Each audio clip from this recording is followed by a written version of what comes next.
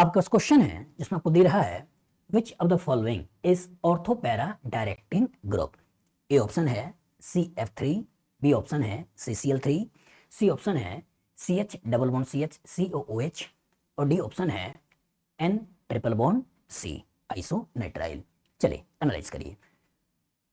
Question है which of the following is ortho para directing group. अब question आता है कि sir ortho para directing groups क्या होते हैं। एनालाइज करिए, सोचिएगा। अगर मैं बेंजीन की बात करता हूं तो बेंजीन की सारी पोजीशन आइडेंटिकल है। दैट मींस अगर मैं इलेक्ट्रोफाइल का रिएक्शन कराऊंगा तो किसी पोजीशन पर डालोगे और मोनो सब्स्टिट्यूटेड प्रोडक्ट बना दोगे। मतलब halogenation, nitration, sulphonation, alkylation, acylation या कोई भी इलेक्ट्रोफिलिक सब्स्टिट्यूशन रिएक्शन कराओगे तो सारी की सारी पोजीशन बराबर है, कहीं भी इलेक्ट्रोफाइल चलाएगा।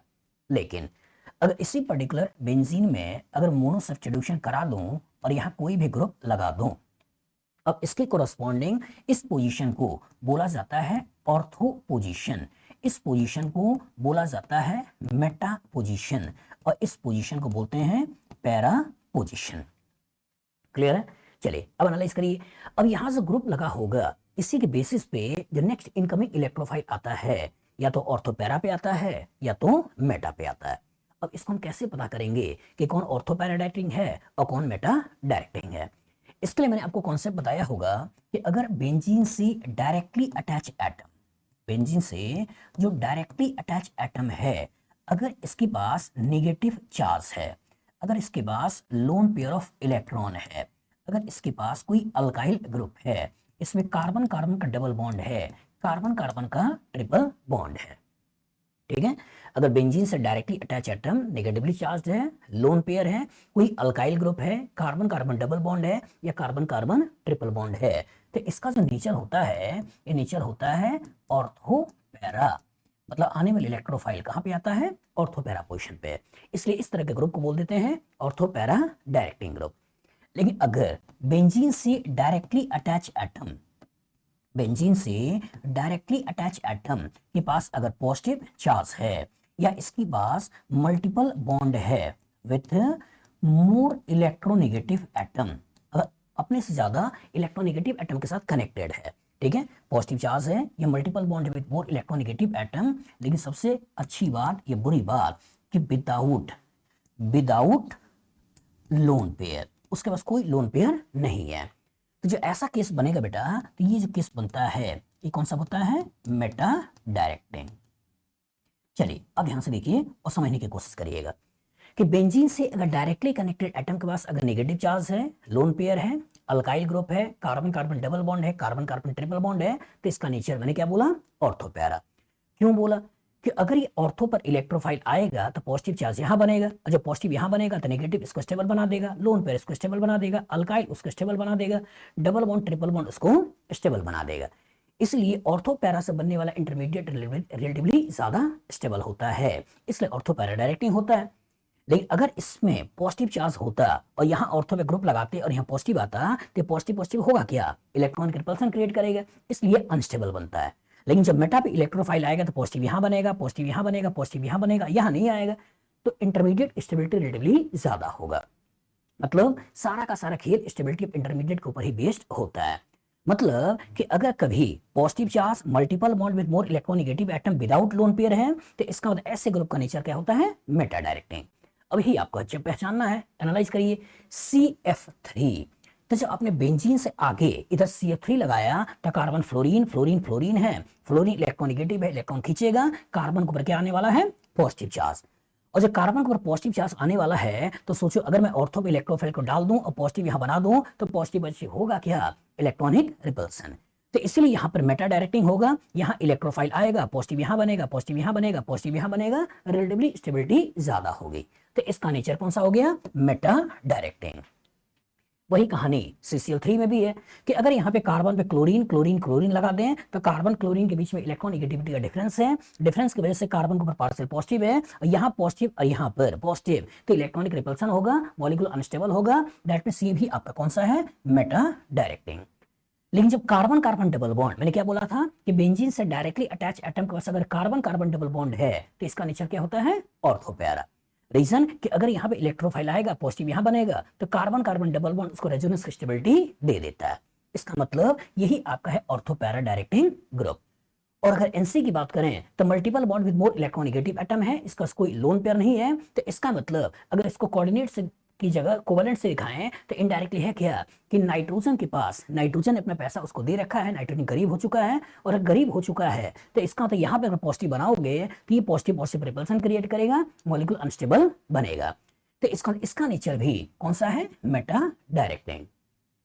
तो ये कॉन्सेप्ट बहुत अच्छी तरह दिमाग में बैठा लीजिएगा, इसी से बार बार क्वेश्चन को लगाओगे बेटा कि बेंजीन से डायरेक्टली अटैच एटम के पास नेगेटिव चार्ज है, लोन पेयर है, अल्काइल ग्रुप है, कार्बन कार्बन डबल बॉन्ड है, कार्बन कार्बन ट्रिपल बॉन्ड है, तो इसका नेचर होता है ऑर्थो पैरा डायरेक्टिंग। लेकिन बेंजीन से डायरेक्टली अटैच एटम के पास पॉजिटिव चार्ज है या multiple bond with more electronegative atom without lone pair है, तो इसका नेचर कौन सा होता है, मेटा डायरेक्टिंग। बताओ फ्यूचर इस तरह का क्वेश्चन आएगा, लगा लोगे, गुड। आपके पास क्वेश्चन है जिसमें आपको दे रहा है predict the major product of the following reaction.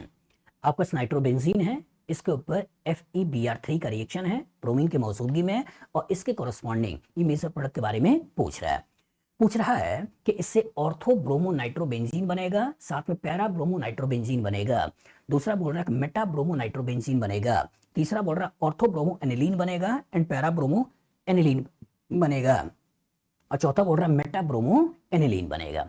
चलिए सोचिएगा, नाइट्रोबेंजीन के ऊपर ब्रोमीन और FeBr3 का रिएक्शन है, मतलब कौन सा रिएक्शन है, ये रिएक्शन आपका है ब्रोमिनेशन रिएक्शन, ब्रोमिनेशन रिएक्शन। अब सोचिए इसी बेंजीन पे हमने अटैचमेंट किसका कर रखा है, बेंजीन पे अटैचमेंट कर रखा है NO2 का, और अगर NO2 को खोल दें तो NO2 आपको कुछ ऐसा दिखाई देता है। अब इसी के नेचर के बारे में सोचना है, अगर इसका नेचर ऑर्थो पैरा डायरेक्टिंग होगा तो ऑर्थो पैरा पर इलेक्ट्रोफाइल आएगा, और अगर इसका नेचर मेटा डायरेक्टिंग होगा तो मेटा पर इलेक्ट्रोफाइल आएगा, यही है। तो अगर हम यहाँ पर Br+ का रिएक्शन करा रहे हैं तो यही आपको देखना है कि इसका नेचर ऑर्थो पैरा या मेटा।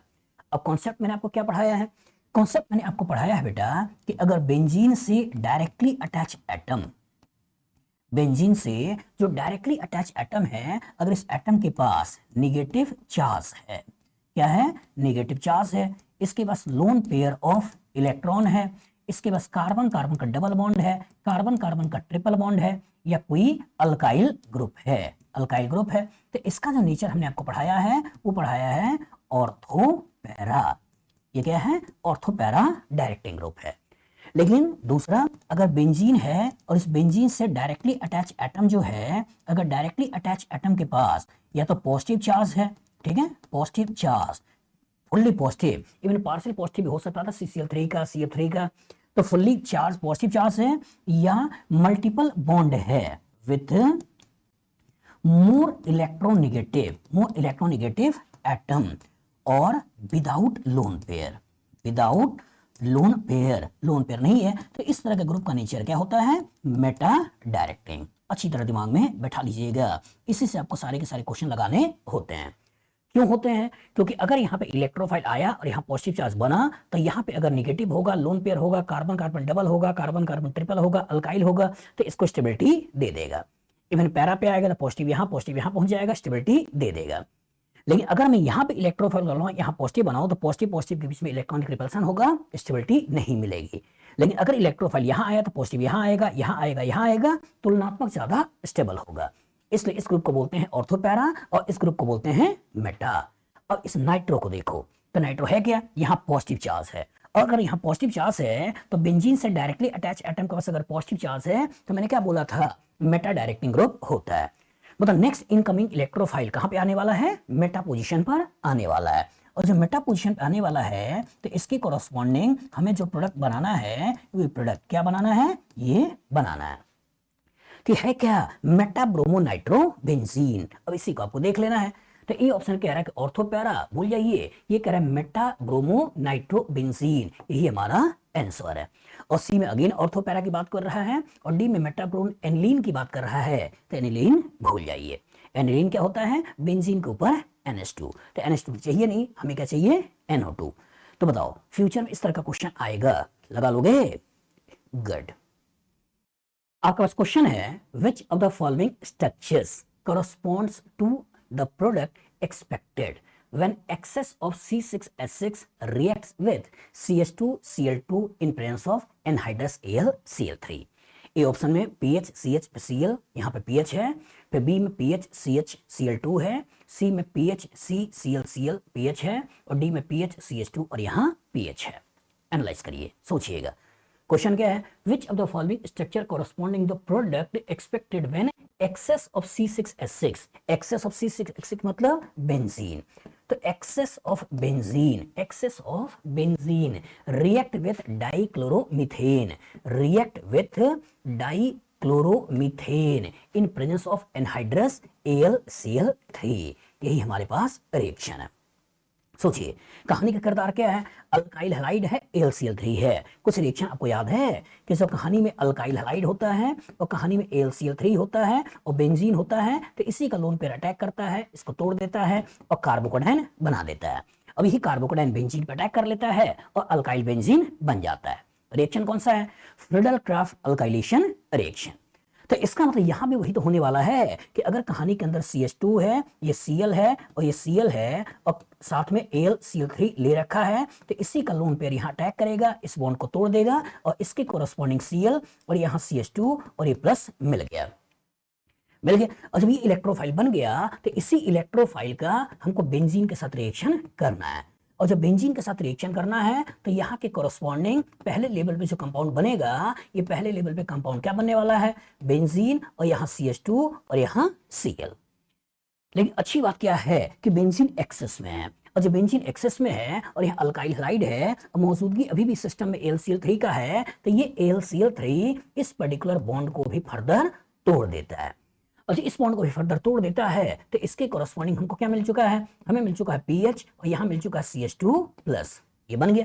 और चूंकि कहानी में एक्सेस में बेंजीन है, तो जो एक्सेस में बेंजीन है तो होगा क्या, ये बेंजीन फिर से इसके ऊपर अटैक कर लेगा, और जब बेंजीन फिर से इसके ऊपर अटैक कर देगा तो कहानी के अंदर ये बेंजीन फिर से जुड़ जाएगा, और जुड़ते हुए हमें जो स्ट्रक्चर दे देगा वो स्ट्रक्चर कुछ इस तरीके का है, मतलब डाइफिनाइल मीथेन। तो यही हमारा फाइनल प्रोडक्ट है। तो जो फाइनल प्रोडक्ट बनेगा क्या हो गया, पीएच, यहाँ CH2 और ये पीएच, इसी को मिला लेना है। यहाँ Cl दे रहा है, भूल जाइए, यहाँ 2 Cl2 दे रहा है, भूल जाइए, यहाँ 2 Cl दे रहा है, भूल जाइए, और pH CH2 pH, pH CH2 pH, यही हमारा क्या है, आंसर है। तो कॉन्सेप्ट एकदम क्लियर हो बेटा कि अगर यहाँ पे CH3Cl होता तो केवल CH3 आता और इसके कोरस्पॉन्डिंग टॉल्यूइन बन जाता, लेकिन यहीं पे अगर आपने CH2Cl2 दिया है तो रिएक्शन 2 बार हुआ और 2 बार के कोरस्पॉन्डिंग पीएच CH2 और पीएच आया है। अगर कहानी में क्लोरोफॉर्म होता और क्लोरोफॉर्म के साथ AlCl3 होता तो यहीं पे कहानी में 3 पीएच आता, पीएच फिर 3 और उसके बाद CH। लेकिन याद रखिएगा कि अगर यहाँ पे टेट्राक्लोरोमीथेन होता तो ऐसा नहीं कि 4 पीएच आ जाएगा, ठीक है। कहानी को कहाँ रोकना है, उसके कार्बोकेटाइन पर रोक देना है, हमको हेलोजन को निकालना है लेकिन कार्बोकेटाइन पर रोक देना है, पीएच CH पॉजिटिव, पीएच और यहाँ पीएच, बस में आगे। तो वहां पे चौथा बस पीएच अटैक नहीं करता है, उस कार्बोकेटाइन को लाकर रोक देना होता है। तो कॉन्सेप्ट एकदम क्लियर हो बेटा कि जो एक्सेस में दिया है तो बार बार रिएक्शन होगा और बार बार फ्रीडल-क्राफ्ट अल्काइलेशन रिएक्शन के कोरस्पॉन्डिंग कहानी को यहाँ पे लाकर रोकना है। बताइए फ्यूचर में इस तरह का क्वेश्चन आएगा, लगा लोगे? गुड। आपके पास क्वेश्चन है, the reaction of benzene with carbon monoxide and HCl in presence of anhydrous AlCl3 give. A option है क्लोरोबेंजीन, बी ऑप्शन है टॉल्यूइन, सी ऑप्शन है बेंजाइल क्लोराइड और डी ऑप्शन है बेंजल्डिहाइड। एनालाइज करिए। The treatment of benzene, treatment किसका करना है, treatment करना है बेंजीन का, treatment of benzene with carbon monoxide and HCl in presence of anhydrous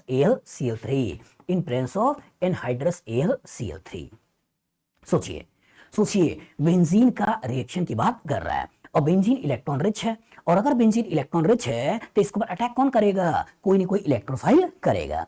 तो इसका तो इलेक्ट्रोफिलिक सब्स्टिट्यूशन रिएक्शन की बात हो रही है, और इलेक्ट्रोफिलिक सब्स्टिट्यूशन रिएक्शन की बात हो रही है तो सबसे पहले इलेक्ट्रोफाइल को बनाना है। 3 स्टेप है, formation of an electrophile, attack of an electrophile और डीप्रोटोनेशन, ये आपको करना होता है। तो कहीं ना कहीं कार्बन मोनोऑक्साइड HCl रिएक्शन करके इलेक्ट्रोफाइल का जनरेशन करेगा। तो कैसे करेगा, अगर मैं कार्बन डाइऑक्साइड को लिखूं तो ये कार्बन डाइऑक्साइड कुछ ऐसा है और इसी का H+ के साथ रिएक्शन करा रहे हो, तो जब कार्बन मोनोऑक्साइड का एसिड के साथ रिएक्शन कराते हो तो ये इसके ऊपर अटैक करके ये क्या देता है, फॉर्माइल कार्बोकेटायन दे दिया। और ये फॉर्माइल कार्बोकेटायन इस पर्टिकुलर के द्वारा रेजोनेंस की स्टेबिलिटी भी गेन कर लेता है और कॉरस्पॉन्डिंग कुछ इस तरह का स्ट्रक्चर मिल जाता है। मतलब इलेक्ट्रोफाइल का जनरेशन हो चुका है। और जो इलेक्ट्रोफाइल का जनरेशन हो चुका है तो दूसरे स्टेप में होगा क्या, अटैक ऑफ एन इलेक्ट्रोफाइल। मतलब कि कहानी के अंदर हमारे पास ये बेंजीन है और इस पर्टिकुलर इलेक्ट्रोफाइल को आपने ले लिया। अब होगा क्या, अटैक ऑफ एन इलेक्ट्रोफाइल। और अटैक ऑफ एन इलेक्ट्रोफाइल के कोरस्पॉन्डिंग जो हमें प्रोडक्ट मिलेगा वो कुछ ऐसे मिलेगा। H, ये हो गया CO, ये हो गया H और ये बन चुका है पॉजिटिव चार्ज। यही पॉजिटिव चार्ज रेजोनेंस की स्टेबिलिटी गेन कर लेगा। और तीसरे स्टेप में क्या होता है, डीप्रोटोनेशन। तो इसका मतलब AlCl3 और यहाँ पे Cl- AlCl4- बना चुका होगा, वो कहीं ना कहीं इस प्रोटॉन को खींच लेगा। और प्रोटॉन को खींचते हुए हमें जो फाइनल प्रोडक्ट मिलेगा वो कहानी में कुछ इस तरह का किरदार चला आया। ये कौन सा कंपाउंड है, बेंजल्डिहाइड। और अगर बेंजल्डिहाइड है तो ए ऑप्शन में बोल रहा है क्लोरोबेंजीन, भूल जाइए। क्लोरोबेंजीन का स्ट्रक्चर क्या होता है, बेंजीन है, इस बेंजीन के ऊपर Cl है, भूल जाइए। टोल्वीन, तो टोल्वीन क्या होता है, बेंजीन और इसके ऊपर CH3, दैट मींस भूल जाइए। बेंजाइल क्लोराइड, ये क्या होता है, बेंजीन, इस बेंजीन के ऊपर CH2 और Cl, दैट मींस भूल जाइए। और चौथा है बेंजल्डिहाइड, तो यही तो है कि बेंजीन और इसके ऊपर CHO, बेंजल्डिहाइड। तो हमारा जो आंसर निकला वो आंसर कौन सा निकल गया, डी। सोचिए कोई नेम रिएक्शन भी याद आ रहा है क्या, कि जब बेंजीन के ऊपर कार्बन मोनोऑक्साइड HCl का रिएक्शन करते हैं इन प्रेजेंस ऑफ AlCl3 और इसके कोरस्पॉन्डिंग हमने यहाँ पर CHO ग्रुप लगा दिया, बेंजल्डिहाइड बना दिया। कोई रिएक्शन याद आ रहा है, गेटरमैन कॉच रिएक्शन। याद आया, IIT एडवांस 2018 कॉम्प्रिहेंशन की शुरुआत ही यहीं से किया हुआ है। तो कॉन्सेप्ट एकदम क्लियर हो बेटा कि गेटरमैन फॉर्माइलेशन होता क्या है, फॉर्माइल ग्रुप बेंजीन के साथ अटैच होता है। और जब फॉर्माइल ग्रुप बेंजीन के साथ अटैच होता है तो उसके लिए जो रिएजेंट यूज करते हैं carbon monoxide HCl in presence of AlCl3। बताओ फ्यूचर इस तरह का क्वेश्चन आएगा, लगा लोगे, गुड। आपके पास क्वेश्चन है, the highest yield of meta product is possible by the electrophilic substitution reaction of following. A option दे रहा है C6H5CH3 मतलब टोल्वीन है, दूसरा C6H5CH2COOET, तीसरा C6H5CHCOOET ट्वाइस और डी में C6H5CCOOET थ्राइस। सोचिए, एनालाइज करिए। The highest yield of meta product किसके ऊपर फोकस कर रहा है, Meta product is possible bye electrophilic substitution reaction of following. किसके इलेक्ट्रोफिलिक सब्स्टिट्यूशन रिएक्शन से बनेगा, एनालाइज करिए, कॉन्सेप्ट बताइए। और कॉन्सेप्ट जब मेटा की बात कर रहा है तो ओरिएंटेशन के बारे में सोचिए, ortho para directing nature, Meta directing nature वाले कॉन्सेप्ट को रिवाइज करिए।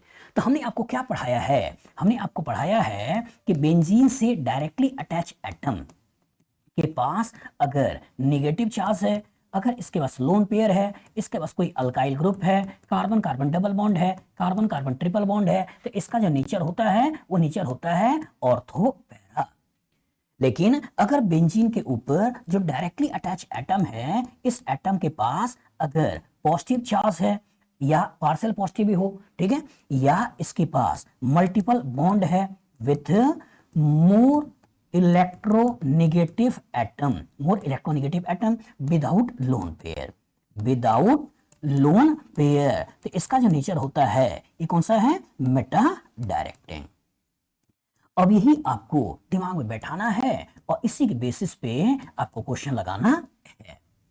क्यों लगाना है, क्योंकि अगर यहाँ पे इलेक्ट्रोफाइल आएगा और पॉजिटिव यहाँ बनेगा तो negative lone pair alkyl carbon carbon double carbon carbon triple उसको स्टेबल बना देगा। अगर यहाँ इलेक्ट्रोफाइल आएगा तो पॉजिटिव यहाँ आएगा, पॉजिटिव यहाँ पहुंच जाएगा, स्टेबल बना देगा। लेकिन अगर इसमें देखें, अगर यहाँ पॉजिटिव है और यहाँ इलेक्ट्रोफाइल आया, पॉजिटिव यहाँ बना, इलेक्ट्रॉनिक रिपल्सन होगा, अनस्टेबल बन जाएगा। इसलिए इलेक्ट्रोफाइल यहाँ आता है, पॉजिटिव यहाँ, पॉजिटिव यहाँ, पॉजिटिव यहाँ आता है, रेडिकली स्टेबिलिटी ज्यादा होती है, इसका मतलब मेटा डायरेक्टिंग ग्रुप है।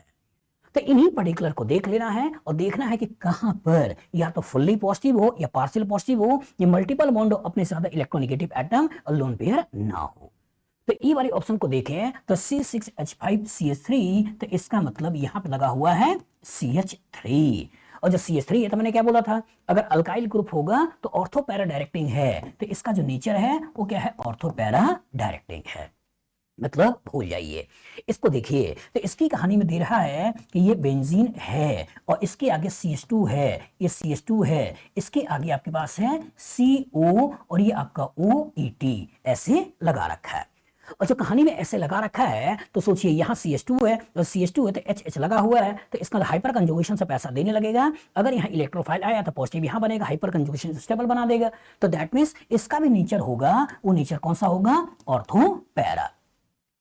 तीसरे को देखिए, तो तीसरे वाले में देखा जाए तो कहानी के अंदर ये बेंजीन है, इस बेंजीन के ऊपर आगे दे रहा है CH, इसके आगे है COOET एक और फिर से है आपका COOET 2, ऐसा बना दिया।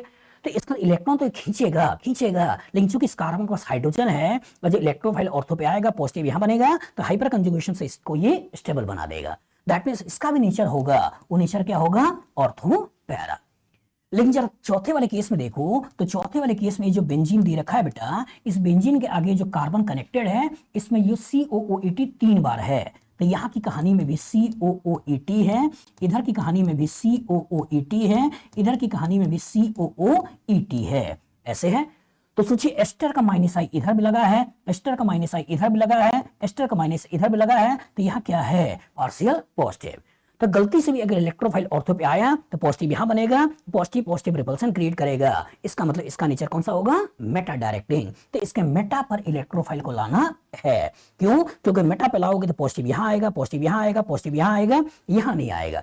तो तुलनात्मक इंटरमीडिएट की स्टेबिलिटी ज्यादा होगी, इसलिए इसका नेचर कौन सा है, मेटा डायरेक्टिंग। तो भी आपसे पूछ रहा है कि मेटा जो प्रोडक्ट बन रहा है हाईएस्ट यील्ड में, वो कहां से आपको मिलने वाला है, ये मिलने वाला है डी से। तो कॉन्सेप्ट एकदम क्लियर रखिए, कहीं भी अगर आप फंस जाइए तो सारा का सारा फोकस स्टेबिलिटी ऑफ इंटरमीडिएट पर लगाइए। इंटरमीडिएट जितना ज्यादा स्टेबल होगा, कोरस्पॉन्डिंग प्रोडक्ट उतना ही ज्यादा मेजर होगा। बताइए फ्यूचर इस तरह का क्वेश्चन आएगा, लगा दोगे, गुड। आपका क्वेश्चन है, when nitrobenzene is treated with bromine in presence of FeBr3, the major product formed is meta-bromo-nitrobenzene. Statement which are related obtained the meta isomers are. चलिए एनालाइज करिए। ये क्या कह रहा है कि electron density on meta carbon is more than on ortho and para position. दूसरा कह रहा है the intermediate carbonium ion formed after initial attack of Br plus attack the meta position is least destabilised. तीसरा कह रहा है loss of aromaticity when Br plus attack at the ortho and para position and not at the meta position. और चौथा कह रहा है कि easier loss of H plus to reason aromaticity from the meta position than from ortho and para position। Analyse करिए। When nitrobenzene, तो सबसे पहले क्या करिए, सबसे पहले नाइट्रोबेंजीन बनाइए। तो when nitrobenzene is treated with bromine in presence of FeBr3, in presence of FeBr3, the major product formed is meta-bromo-nitrobenzene. The major product formed is meta-bromo-nitrobenzene। अब पूछ रहा है कि statement which are related obtain the major meta product isomer S या R, कि इससे ये बना है, उसके लिए ज्यादा अच्छा अप्रोप्रिएट जो आंसर है वो कौन सा है। तो बच्चा सबसे पहले सोचता क्या है कि इसका नेचर मेटा डायरेक्टिंग है, तो इसका तो ऑर्थो पैरा से इलेक्ट्रॉन गया तो मेटा पे इलेक्ट्रॉन जाता है, दैट मींस मेटा पे लगा दो। और वही ए ऑप्शन दिया है कि the electron density on meta carbon is more then that of ortho and para position. तो बच्चा यही सोचता है कि नाइट्रो का नेचर मेटा डायरेक्टिंग है, तो इसका तो नाइट्रो ने ऑर्थो पैरा का इलेक्ट्रॉन डेंसिटी खींच रखा है, मेटा पे ज्यादा है, यही हमारा आंसर है। लेकिन ये आंसर नहीं है बेटा। आंसर हमने आपसे बार बार क्या बोला है कि मेजर माइनर इस बात पे डिपेंडेंट है कि बनने वाला इंटरमीडिएट कितना ज्यादा स्टेबल है। और इंटरमीडिएट कितना ज्यादा स्टेबल है, तो सोचो अगर हमने ये नाइट्रोबेंजीन लिया और इस नाइट्रोबेंजीन के ऊपर इलेक्ट्रोफाइल का रिएक्शन कराया तो तीन तरह का इंटरमीडिएट बन सकता है। एक कब हो सकता है कि जब ये इलेक्ट्रोफाइल Br आपका प्लस यहाँ आके ये कार्बोकैटायन बना दे। दूसरी संभावना क्या हो सकती है कि ये जो आपका नाइट्रो है ये नाइट्रोबेंजीन के मेटा पे Br आके ये वाला कार्बोकैटायन बना दे। और तीसरा ऐसा भी संभावना हो सकता है कि ये आपका Br जो है ये पैरा पे होके ये वाला इंटरमीडिएट बना दे। ये सोचिएगा। तो सोचिए यहाँ पॉजिटिव है तो इनके बीच में इलेक्ट्रॉनिक रिपल्सन है, ये आपका अनस्टेबल। इसके बारे में सोचिए, यहाँ का पॉजिटिव रेजोनेंस से यहाँ पहुंच चुका है, पॉजिटिव पास पास है, इसका मतलब ये अनस्टेबल। लेकिन इसमें सोचो कि ये पॉजिटिव यहाँ आएगा, ये पॉजिटिव यहाँ आएगा, तुलनात्मक ज्यादा स्टेबल। मतलब कि जब इसके ऊपर इलेक्ट्रोफाइल का अटैक होगा और मेटा के कॉरस्पॉन्डिंग जो इंटरमीडिएट बनेगा इसकी स्टेबिलिटी ज्यादा होगी एज कंपेयर टू ऑर्थोपैरा, इसलिए यहां से ये बनाना चाहेगा, ये बनाना नहीं चाहेगा। तो मेन रीजन ये है इंटरमीडिएट की स्टेबिलिटी। तो ही आपके सेकंड स्टेट में कह रहा है कि द इंटरमीडिएट कार्बोनियम आयन मतलब carbocation, with the intermediate carbocation या carbonium ion formed after initial attack of Br plus attack the meta position is least destabilized। मतलब नाइट्रो जब खींच रहा होगा -I से तो यहाँ पे लीस्ट डिस्टेबलाइज्ड होगा और यहाँ ज्यादा डिस्टेबलाइज्ड होगा। तो अच्छी तरह दिमाग में बैठा लो बेटा कि इंटरमीडिएट की स्टेबिलिटी डिसाइड करता है कि रिएक्शन कैसे आगे बढ़ेगा। अगर ये इंटरमीडिएट ज्यादा स्टेबल है तो रिएक्शन आगे बढ़ जाएगा, अगर इंटरमीडिएट कम स्टेबल है तो रिएक्शन उतना आसानी से आगे नहीं बढ़ेगा। पास में आगे समझाने के लिए जरूर ऐसा कह देते हैं कि इसका नेचर ऑर्थोपैरा डायरेक्टिंग है, क्योंकि अगर ये पैसा खींचा तो ऑर्थोपैरा से इलेक्ट्रॉन डेंसिटी कम करेगा, तुलनात्मक मेटा पे पैसा ज्यादा होगा, वो अटैक करेगा। लेकिन दोनों अगर स्टेटमेंट आ जाए तो सारा खेल किसके ऊपर है? इंटरमीडिएट की स्टेबिलिटी। बताओ फ्यूचर इस तरह का क्वेश्चन आएगा, लगा लोगे? गट। आपके पास क्वेश्चन है nitrobenzene can be prepared from benzene using a mixture of concentrated nitric acid and concentrated sulfuric acid. In the nitrating mixture, nitric acid act as a, सोचिए ए ऑप्शन दे रहा है बेस, बी ऑप्शन बोल रहा है acid, C option बोल रहा है रिड्यूसिंग एजेंट और डी ऑप्शन बोल रहा है कैटलिस्ट। एनालाइज करिए। Nitrobenzene can be prepared from benzene by using a mixture of concentrated nitric acid and sulfuric acid। मतलब ये कह रहा है कि जो बेंजीन है इस बेंजीन के ऊपर जब आप कंसंट्रेटेड नाइट्रिक एसिड और साथ में सल्फ्यूरिक एसिड का ट्रीटमेंट करते हैं तो इसके कॉरस्पॉन्डिंग नाइट्रोबेंजीन बनता है। कि nitrobenzene can be prepared from benzene by using mixture of concentrated nitric acid and sulphuric acid. इसी को बोलते क्या है? Nitrating mixture. अभी बोल रहा है कि नाइट्रेटिंग मिक्सचर नाइट्रिक एसिड किस काम में आ रहा है? तो सोचिए पहला क्वेश्चन यही आता है कि सर नाइट्रेशन कराया है तो नाइट्रिक एसिड लिया, समझ में आया, सल्फ्यूरिक एसिड क्यों लिया? तो सल्फ्यूरिक एसिड क्यों लिया? To generate electrophile. कैसे बनेगा समझिए, कहानी के अंदर सल्फ्यूरिक एसिड है, कहानी के अंदर नाइट्रिक एसिड है। अब सोचिए कि नाइट्रिक एसिड स्ट्रॉन्ग एसिड है या सल्फ्यूरिक एसिड स्ट्रॉन्ग एसिड है। अगर इसके प्रोटॉन को निकालें और नेगेटिव चार्ज बनाएं और कॉन्जुगेट बेस की स्टेबिलिटी सोचें, और इसके प्रोटॉन को निकाल के नेगेटिव चार्ज बनाएं और कॉन्जुगेट बेस की स्टेबिलिटी सोचें, तो इसका कॉन्जुगेट बेस ज्यादा स्टेबल होगा, इसका कॉन्जुगेट बेस कम स्टेबल होगा। और जो इसका कॉन्जुगेट बेस ज्यादा स्टेबल होगा तो दैट मींस ये काम करता है एसिड का। क्या करता है? एसिड का। और इसका कॉन्जुगेट बेस कम स्टेबल होता है तो एसिड का काम नहीं करता है, बल्कि अब ये काम करता है बेस का। और जो बेस का काम करता है तो इसी का लोन पेयर अटैक करता है और उसको वाटर के रूप में निकाल देता है। और जो वाटर के रूप में निकाल दिया तो हमें इलेक्ट्रोफाइल मिल गया NO2+। तो फॉर्मेशन ऑफ इलेक्ट्रोफाइल हो गया है। अब ये फॉर्मेशन ऑफ इलेक्ट्रोफाइल बेंजीन के ऊपर अटैक करेगा, बाद में प्रोटॉन को निकालेगा और नाइट्रोबेंजीन बना देगा। तो सोचिए कि नाइट्रेटिंग मिक्सचर में एक सल्फ्यूरिक एसिड है और नाइट्रिक एसिड है, तो सल्फ्यूरिक एसिड किसका काम कर रहा है? सल्फ्यूरिक एसिड काम कर रहा है एसिड का और नाइट्रिक एसिड काम कर रहा है बेस का।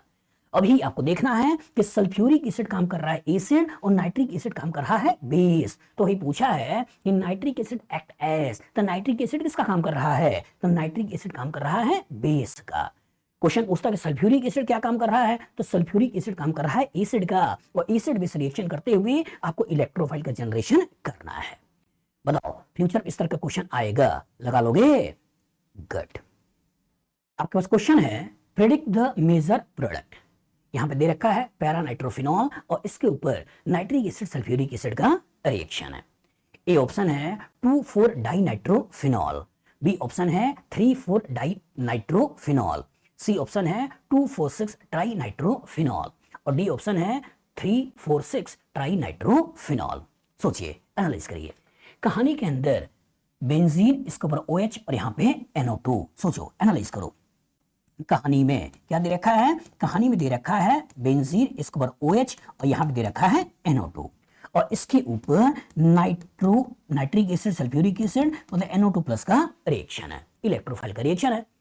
और सोचिए, बेंजीन के अंदर दो तरह के ग्रुप लगे हैं, एक ग्रुप OH है और दूसरा ग्रुप NO2 है। अब इनके नेचर को सोचो, A double bond B, C के पास लोन पेयर, ये प्लस M से पैसा देने वाला है और यहाँ A double bond B, C double bond D, ये माइनस M से पैसा खींचने वाला है। तो सोचिए, अगर दो तरह के ग्रुप बेंजीन में लगे हो, एक इलेक्ट्रॉन देने वाला हो, एक इलेक्ट्रॉन खींचने वाला हो और किसी इलेक्ट्रोफाइल को अटैक करना है, तो डिसाइड कौन करता है? डिसाइड करता है इलेक्ट्रॉन डोनेटिंग।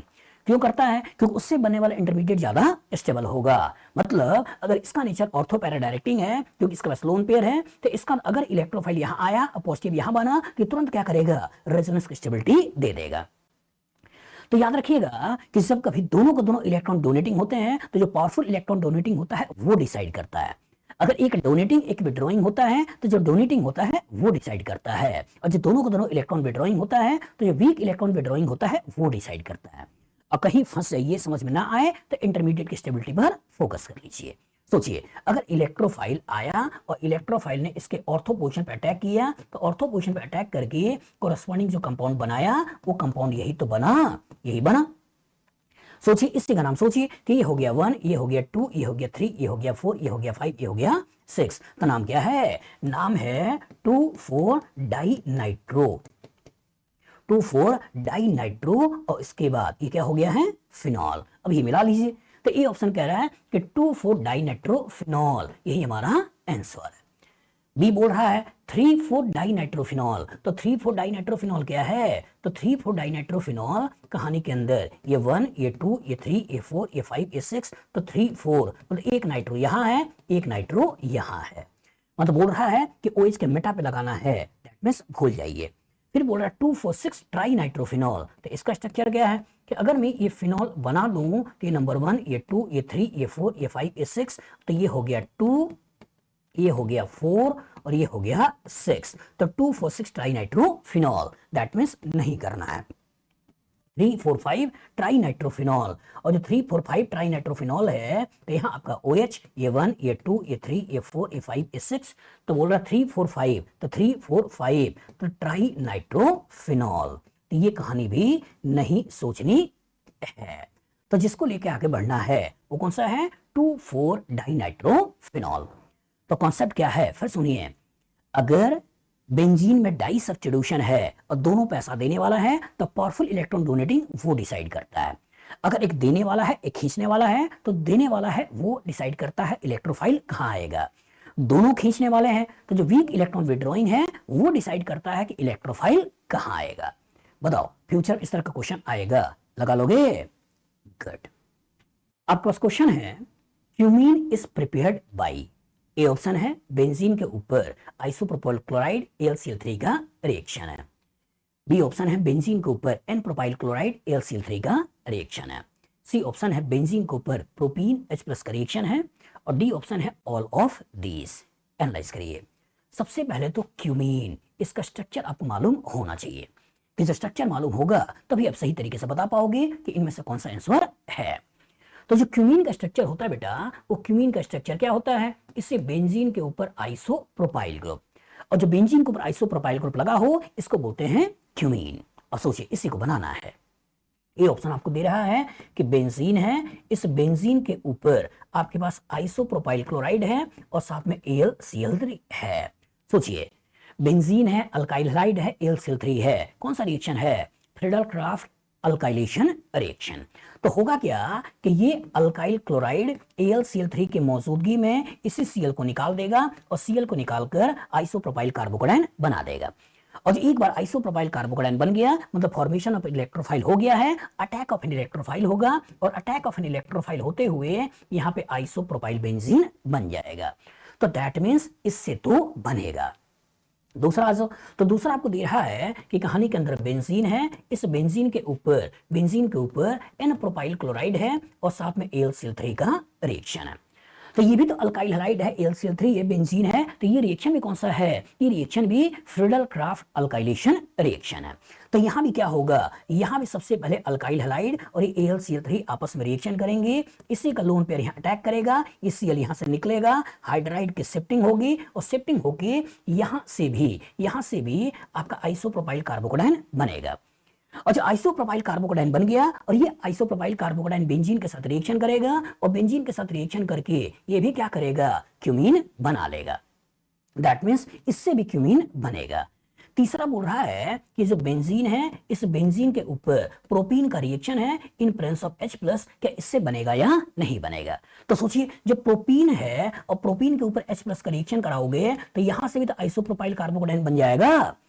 और एक बार जो आइसोप्रोपाइल कार्बोकोडाइन बन गया, इनडायरेक्टली इलेक्ट्रोफाइल बन गया, इस इलेक्ट्रोफाइल का बेंजीन के साथ रिएक्शन करा दो और जो बेंजीन के साथ रिएक्शन करा दोगे तो इसके कोरोस्पोंडिंग भी हम क्यूमीन बना लेंगे, तो यहां से भी क्यूमीन बन जाएगा। तो दैट मींस ए से भी बन गया, बी से भी बन गया, सी से भी बन गया, तो हमारा जो आंसर निकल के आया वो क्या निकल के आया, डी, ऑल ऑफ दीज, सभी से ये बन जाएगा।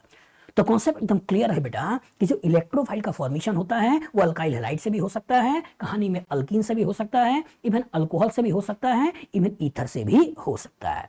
मतलब कहीं से भी अगर आपने इलेक्ट्रोफाइल का फॉर्मेशन कर दिया, वो इलेक्ट्रोफाइल बेंजीन के ऊपर अटैक कर सकता है और अल्काइल ग्रुप को ला सकता है। और इस तरह के रिएक्शन को नाम क्या देते हैं, फ्रीडल क्राफ्ट अल्काइलेशन रिएक्शन। बताओ फ्यूचर में इस तरह का क्वेश्चन आएगा, लगा लोगे, गुड। आपके पास क्वेश्चन है, the major product Y of the reaction is. आपके पास ये टोल्यूइन है और टोल्यूइन के ऊपर यहाँ पे एनहाइड्राइड का रिएक्शन है इन प्रेजेंस ऑफ AlCl3 हीट, इसे X बना रखा है और इस X के ऊपर फिर से H+ का रिएक्शन है और इसे Y बना रखा है। ए ऑप्शन कुछ ऐसे दे रखा है, बी ऑप्शन ये है, सी ऑप्शन ये है और डी ऑप्शन ये है। एनालाइज करिए, सोचिए आपके पास टोल्यूइन है, आपके पास क्या है, टोल्यूइन है और टोल्यूइन के ऊपर उन्होंने रिएक्शन किसका करा रखा है, उन्होंने रिएक्शन करा रखा है यहाँ पे सक्सिनिक एनहाइड्राइड का, किसकी मौजूदगी में AlCl3 के। तो होगा गया, इसी का लोन पेयर यहाँ अटैक करेगा और इस बॉन्ड को तोड़ेगा, इलेक्ट्रोफाइल बन गया। अच्छा इलेक्ट्रोफाइल बन गया तो इलेक्ट्रोफाइल कहीं ना कहीं बेंजीन के ऊपर अटैक करेगा, मतलब formation of an electrophile, attack of an electrophile. और जो अटैक ऑफ एन इलेक्ट्रोफाइल आया तो इसका नेचर भी आया कि सर इसका नेचर क्या है। तो जो बेंजीन से डायरेक्टली अटैच एटम, मैंने आपसे बार बार क्या बोला होगा, हमने आपसे बार बार बोला होगा कि बेंजीन से डायरेक्टली अटैच एटम के पास अगर नेगेटिव चार्ज है, लोन पेयर है, अल्काइल ग्रुप है, कार्बन कार्बन डबल बॉन्ड है या कार्बन कार्बन ट्रिपल बॉन्ड है, तो इसका नेचर क्या होता है, ऑर्थो पैरा। बेंजीन से डायरेक्टली अटैच एटम के पास, बेंजीन से डायरेक्टली अटैच एटम के पास अगर पॉजिटिव चार्ज है, अगर मल्टीपल बॉन्ड है विथ मोर इलेक्ट्रोनेगेटिव एटम, लेकिन साथ में विदाउट लोन पेयर, तो इसका जो नेचर होता है वो क्या होता है, मेटा डायरेक्टिंग। तो यहाँ पे बेंजीन से अल्काइल ग्रुप लगा है और अल्काइल ग्रुप लगने से नेचर कौन सा है, ऑर्थो पैरा, क्योंकि उससे बनने वाला इंटरमीडिएट ज्यादा स्टेबल होता है। तो कहानी में इलेक्ट्रोफाइल या तो ऑर्थो पे आएगा या तो पैरा पे आएगा, ऑर्थो पैरा बनाएगा। मेजर में कौन सा होगा, ऑर्थो पे रिपल्सन ज्यादा होगा, पैरा पे रिपल्सन कम होगा, तो पैरा पर लगाना है। और जब पैरा पे लगाना है तो कैसे लगाना है, समझिए, यहाँ पे आपने टोल्यूइन तो बना दिया और पैरा पे जोड़ रहे हो, तो पहले आपको जोड़ना है CO, तो CO आपने जोड़ दिया, फिर 2 कार्बन CH2 कि 2 कार्बन CH2 लगा दिया, उसका COO नेगेटिव जो बाद में डीप्रोटोनेट होगा तो प्रोटॉन को लेकर एसिड में कन्वर्ट कर देगा, तो 1 2 यहाँ हो गया आपका CO, ये हो गया आपका OH। सोचिए ये CO है, ये CO ले लिया, फिर CH2 COOH, तो CH2 COOH ये बना दिए। मतलब कि जब आपने टोल्यूइन के ऊपर ये सक्सिनिक एनहाइड्राइड का रिएक्शन कराया तो इसके कोरस्पॉन्डिंग ये बन गया, और जब ये बन गया तो इसी को इन्होंने नाम क्या दे रखा है, X, ये X इन्होंने नाम दे रखा है। अब इसके बाद बोल रहे हैं इसके ऊपर H+ का रिएक्शन है, और जब इसके ऊपर H+ का रिएक्शन होगा तो इसके कोरस्पॉन्डिंग अब क्या होगा, इसी का लोन पेयर यहाँ अटैक करेगा और इसको निकालकर एसाइल कार्बोकोडाइन बना देगा। और जो एसाइल कार्बोकोडाइन बना देगा, इनडायरेक्टली इलेक्ट्रोफाइल बन गया, तो ही इंट्रामोलिकुलर यहाँ रिएक्शन कर देगा और रिएक्शन करते हुए फाइनली इस वाटर को निकाल देगा। अच्छा वाटर को निकाल दे तो रिंग के बारे में सोचिए, रिंग के बारे में सोचिए। इस टॉलवीन में तो कोई अंतर है नहीं। यहां पे सोचिए 1 2 3 4 5 6, एक 6 मेंबर रिंग बन गई। तो 6 मेंबर रिंग को अगर मैं ऐसे दिखा दूं, ऐसे बन गई।